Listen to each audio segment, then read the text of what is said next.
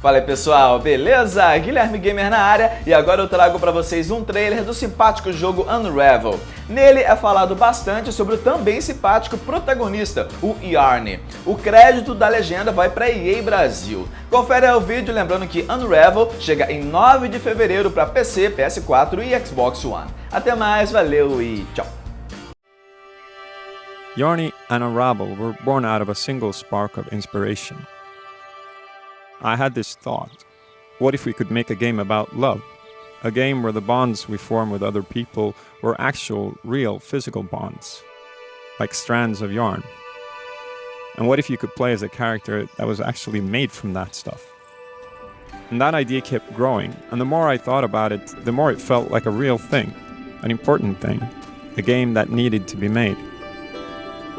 Yarn became a symbol of love, of longing and connection. It's the red thread that runs through our lives and ties everything together. The game would be about reaching out, about mending broken bonds. You will play as a little being made from yarn, tethered to something important at the start of the game. And you would try to make it to the end without unraveling, so you could use your yarn to reconnect things that weren't meant to be apart. And that little being became Yarny, a helper, a positive force. This fragile but capable character that you guide through the world.